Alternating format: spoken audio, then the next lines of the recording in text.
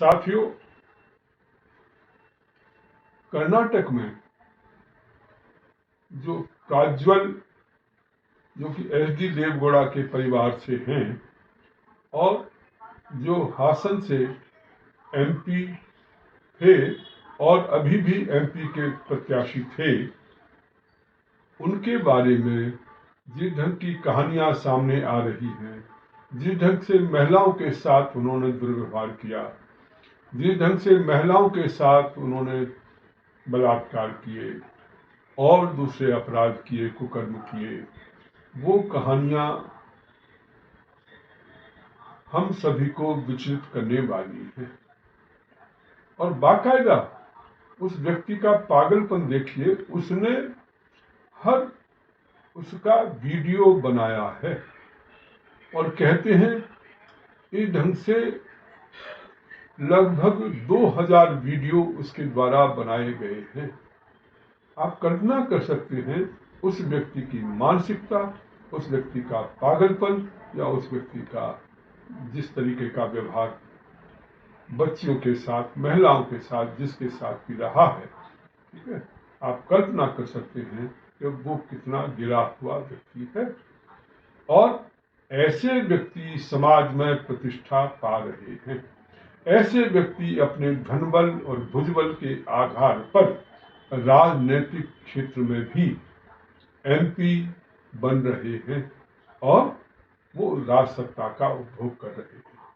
वैसे ये जनता दल एस के जो हैं कैंडिडेट थे, परंतु जनता दल एस और बीजेपी का गठबंधन रहा और उस गठबंधन के कारण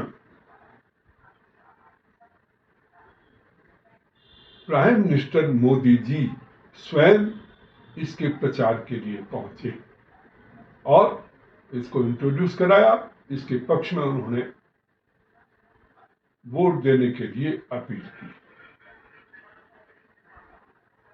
जबकि जो एक व्यक्ति जो बीजेपी का ही लीडर है और अब पुलिस की गिरफ्त में है, उसने क्लेम किया था कि उसके द्वारा बीजेपी के नेताओं के पास उसके वीडियो भेजे गए थे और प्राइम मिनिस्टर या होम मिनिस्टर इनको भी उन्होंने निवेदन किया था कि इनके खिलाफ इस ढंग की कंप्लेंट्स हैं, इस ढंग की शिकायतें हैं और इन्हें जो है टिकट न दिया जाए।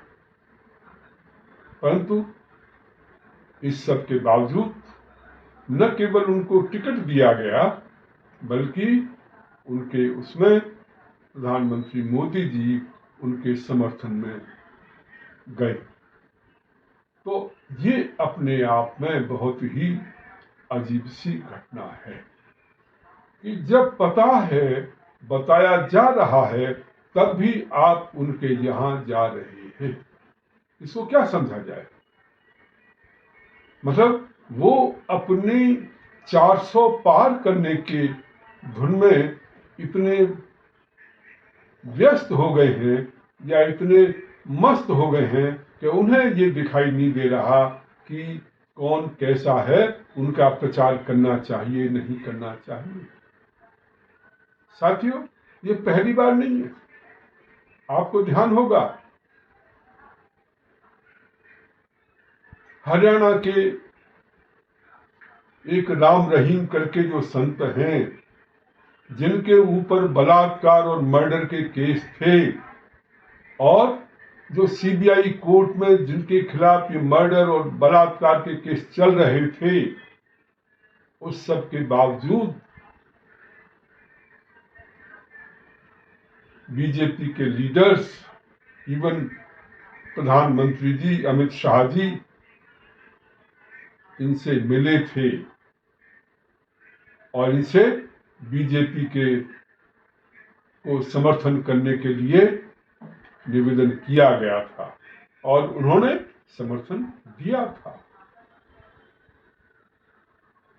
आप कल्पना करिए कि जो व्यक्ति बलात्कार और मर्डर का दोषी है और सीबीआई कोर्ट में जिसके खिलाफ सुनवाई हो रही थी, उस सब के बावजूद प्रधानमंत्री जी उनके पास जाते हैं।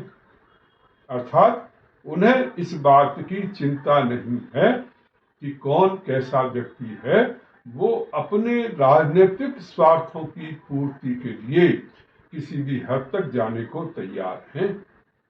और उसके बाद आप ये देखिए कि हर तीसरे चौथे महीने बाद वो जेल से आता है, पैरोल पर आता है, और ये किसकी कृपा से हो रहा है? अरे दूसरे लोगों को कोई देखने सुनने वाला नहीं, और आखिर इसके ऊपर इतनी कृपा क्यों बरस रही है? बड़ा स्पष्ट है, वहां बीजेपी की सरकार थी, बीजेपी की सरकार, उनके द्वारा जो समर्थन किया गया था राम रहीम के द्वारा, उसके कारण जो है वो उनको बाकायदा हर दूसरे तीसरे महीने जो है पैरोल पर छोड़ देती थी। और सुप्रीम कोर्ट या हाई कोर्ट ने फिर ये कहा कि ये जो है बार बार छोड़ा जा रहा है, बिना उनकी परमिशन के उनको न छोड़ा जाए। तो ये स्थिति जो चल रही है, ये स्थिति बड़ी भयानक है कि राजनीतिक स्वार्थों की पूर्ति के लिए आप किसी भी हद तक जाने को तैयार हैं, और आपने कोई सीमा रेखाएं जो है नहीं बना रखी हैं। और प्रधानमंत्री जी, जो देश के प्रधानमंत्री हैं, उनसे अपेक्षा होती है कि वो सार्वजनिक जीवन में कुछ तो मर्यादा रखेंगे, कुछ तो स्टैंडर्ड रखेंगे, कुछ तो उसकी जो मर्यादा बना करके रखेंगे। परंतु मुझे लगता है कि वो राजनीतिक उसके लिए इतने बेचैन हैं कि उनकी राजनीतिक सत्ता स्थापित हो जाए, उसके लिए वो किसी के साथ भी जाने को तैयार हैं।